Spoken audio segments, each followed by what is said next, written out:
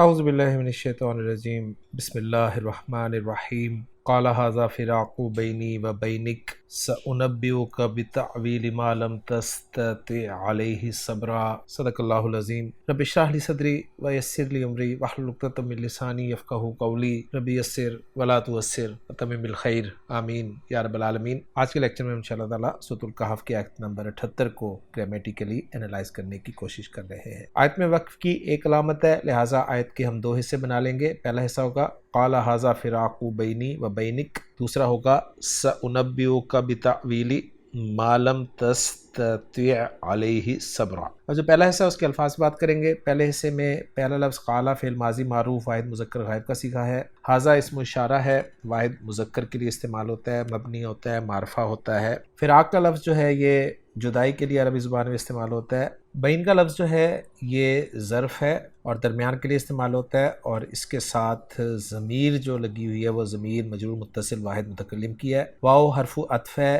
بین کا لفظ ایک مرتبہ پھر آپ کے سامنے ہے اور یہاں بھی مجرور ہے، اور ساتھ جو ضمیر لگی ہے ضمیر مجرور متصل واحد مذکر حاضر کی ہے۔ الفاظ کو جوڑ کر اب جملہ بناتے ہیں۔ قال فعل بفاعل ہے، ہوا ضمیر مرفوع متصل اس کا فاعل ہے، اور یہ ضمیر جو ہے یہ حضرت خضر علیہ السلام کی طرف لوٹ رہی ہے۔ ھذا سے جملہ شروع ہو رہا ہے، آگے جو مقول القول مفعول بھی بنا رہے ہیں ہم قال فعل کے لیے، اور ھذا اس میں اشارہ کو ہم مبتدا بنا لیں گے، اور اس کی خبر جو ہے وہ ہے فراق بینی و بینک۔ خبر میں فراق کا لفظ جو ہے مضاف ہے، اس لیے کہ الف لام کے بغیر ہے، تنوین بھی نہیں ہے، اور بینی جو ہے یہ مضاف الیہ ہو کر مضاف الیہ بن رہا ہے فراق مضاف کے لیے۔ گویا فراق بینی جو ہے یہ پیچیدہ مرکب اضافی ہے، اور یہ خبر بن رہا ہے ھذا مبتدا کے لیے، واو عاطفہ ہے، اور بینی کا جو ہے مضاف الیہ ہو کر یہ عطف ہو رہا ہے بینی پر۔ گویا بینی جو ہے یہ مضاف الیہ ہو کر معطوف علیہ ہو جائے گا، بینی کا مضاف الیہ ہو کر معطوف ہو جائے گا، پھر معطوف علیہ اپنے معطوف سے مل کر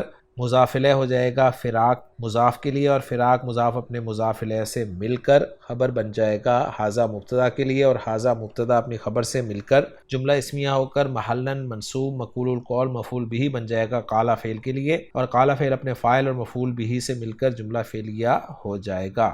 اور اپنے الفاظ میں ترجمہ کرنا چاہیں تو کچھ یوں ہوگا کہ حضرت خضر علیہ السلام نے فرمایا کہ یہ میرے اور تمہارے درمیان جدائی ہے۔ اب چلتے ہیں دوسرے حصے کی طرف۔ دوسرے حصے میں پہلا لفظ جو ہے وہ سین حرف ہے، حرف استقبال کہلاتا ہے۔ انبیو فعل مضارع معروف واحد متکلم کا صیغہ ہے، نون با اور حمزہ حروف مادہ ہیں، باب تفعیل سے استعمال ہوتا ہے۔ نبأ ینبئ تنبیئا، اس کے معنی خبر دینا یا بتانا کے ہوتے ہیں۔ کاف ضمیر منصوب متصل واحد مذکر حاضر کی لگی ہوئی ہے، با حرف جر ہے جس کے ساتھ تعویل جو ہے یہ باب تفعیل کا مصدر ہے۔ اولا یؤول تعویلا، اور تعویل جو ہے یہ مصدر کے علاوہ اس میں ذات بھی ہے، اور خان صاحب بتا رہے ہیں کہ کسی چیز یا بات کا آخری انجام کار یا خواب کی تعبیر کے لیے لفظ عربی زبان میں استعمال ہوتا ہے۔ تعویل کا لفظ جو ہے یہ مجرور ہے، واحد ہے، مذکر ہے، اور الگ سے دیکھا جائے تو نکرہ ہے۔ ما اسم موصول کے طور پہ استعمال ہوا ہے، اس لیے بلو کلر میں دکھایا گیا ہے۔ لم حرف نفی و جزم و قلب ہے، فعل مضارع سے پہلے استعمال ہوتا ہے، فعل مضارع کو مجزوم کرتا ہے، اور فعل مضارع میں زوردار نفی کا معنی پیدا کرتا ہے، اور فعل مضارع کو ماضی کے ساتھ خاص کر دیتا ہے۔ لہٰذا آگے جو فعل مضارع تستطيع ہے یہ مجزوم ہے، واحد مذکر حاضر کا صیغہ ہے۔ اصل میں تھا یہ تستطيع، جب مجزوم کیا تو تستطيع ہو گیا، یا بھی ساکن عین بھی ساکن، تو دو ساکن ایک لفظ میں اکٹھے نہیں آ سکتے، تو یا ساکن کو نکال دیا گیا تو بچ گیا تستطيع۔ فعل مضارع معروف ہے، بہت دفعہ آ چکا ہے اس سورہ مبارکہ میں یہ فعل۔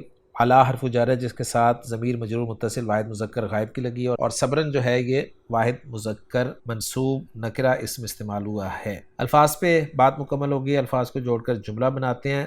انبیو فعل بفاعل ہے، واحد متکلم کا صیغہ ہے، تو انا ضمیر مرفوع متصل اس کا فاعل ہے۔ کاف جو ہے یہ مفعول بہ کی ضمیر ہے۔ با حرف جر ہے جس کا مجرور تعویل ہے، اور تعویل لفظ جو ہے یہ الف لام کے بغیر ہے، تنوین کے بغیر ہے، لہٰذا مضاف بن رہا ہے، جس کا مضاف الیہ جو ہے وہ ما لم تستطع علیہ صبرا موصول صلہ کے طور پر آ رہا ہے۔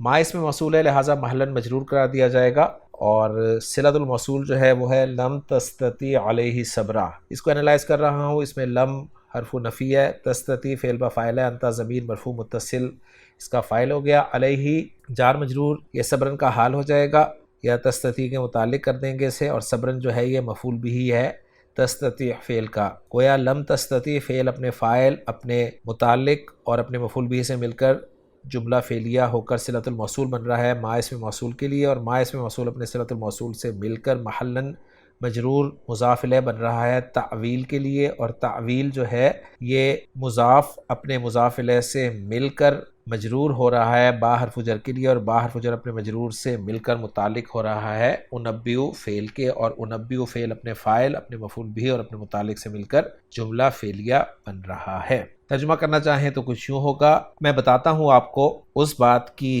تعبیر جس پر آپ صبر نہ کر سکے۔ تو الحمدللہ جی ہماری ورکنگ مکمل ہو گیا ہے، محمود صافی صاحب کی ورکنگ کے ساتھ اسے میچ بھی کر لیتے ہیں، اور اب میں آپ کے سامنے اس آیت کا ترجمہ رکھتا ہوں جو عبدالسلام صاحب نے کیا ہے۔ قال ھذا فراق بینی و بینک، کہا یہ میرے درمیان اور تیرے درمیان جدائی ہے، سأنبئک بتأویل ما لم تستطع علیہ صبرا، ان قریب میں تجھے اس کی اصل حقیقت بتاؤں گا جس پر تو صبر نہیں کر سکا۔ تو الحمدللہ جی آج کے لیکچر میں سورۃ الکہف کی آیت نمبر 78 ہماری گرامیٹیکلی انالائز ہو گئی ہے۔ انشاءاللہ تعالیٰ اگلے لیکچر میں اگلی آیت کے ساتھ آپ سے ملاقات ہوگی۔